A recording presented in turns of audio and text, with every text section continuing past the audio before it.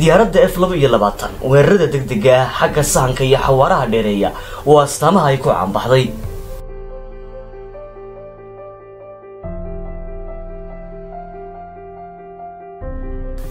waa diyaarad loogu talagalay in lagu dagaalamo iyadoo fadhiisan karta ama saaga dhigan karta badda iyo berigaba.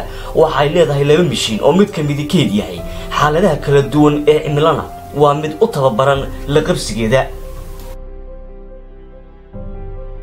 samaynta F22 waxay gaar u tahay dalka Mareykanka gaar ahaan hay'adda cirka ee loo yaqaan USAF walow dalal badan ay iibsadeen kuna qalabeeyeen ciidamadooda.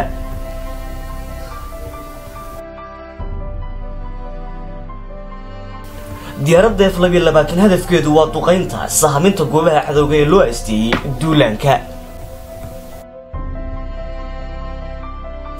si toos ah waxaa loo bilaabay nashqadeynteeda iyo sameynteeda sanadkii 2005 bishii December 6deedii. waqtigaasna waxay fulisay hawlgallada teel oo ay ka mid ahaayeen Iraq iyo Afghanistan. bishii February 2006 ayay USAF si toos ah inoogu soo bandhigtay xeeladaha dagaal ee F22. waqtigaasna diyaaraddu waxay bilowday hawlgallo istaba joog oo ay ku weerarayso Taliban, Al-Qaacida, ISIS iyo wixii lidku ah dawladda Mareykanka. waa diyaaradda kaliya ee ugu qiimaha sareysa marka laga hadlayo guud ahaan diyaaradaha dagaalka marka laga reebo diyaaradda droonka ee aan duuliyaha lahayn. sanadkii 2009 waxay diyaaraddu gashay 180 hawlgal dhamaantoodna waxa ay ugu guuleysatay sidii loo baahnaa iyadoo geysatay khasaare naafaysiina cadawga.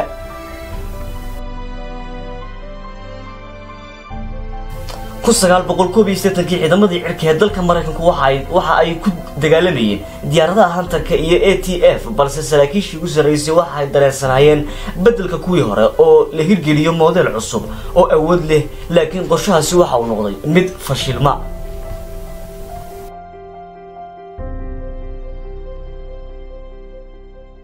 1990 waxay soo saartay hay'adda USAF diyarada F22 iyo Eagle 15 kuwaas oo meesha ka saaray Hunter iyo ATF balse hay'addu waxay sii waday hirgelinta noocyo cusub oo kala duwan. kor u qaadista xirfadda wadayaasha F22 waa mid muhiim ah iyadoo marmarka qaarkoodna ay geystaan shilal khasaare badan oo ka dhasho. diyarada F22 waxay u baahan tahay hal qof oo pilot ah iyadoo gudaha kula maab iyo qayb qaabilsan xaqiijinta goobaha cadawgu degan yahay.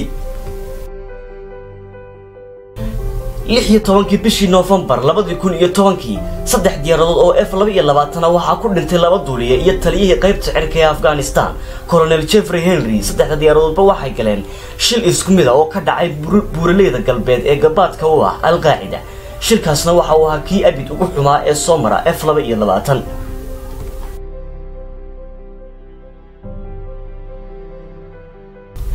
diyarada F22 waxa ku qalabaysan in ka badan 37 dal oo ay ka mid yihiin Israel, UK, Germany, Italy, Finland, Canada, Turkiga, Poland, Spain, South Africa, Ghana iyo wixii la mid ah. diyarada F22 waa hormoodka diyaaradaha dagaalka ee cirka waana diyaarad naafaysay cadow badan oo gaadhay hadafkeedii. saad ula socoto barnaamijyada dambe subscribe garee.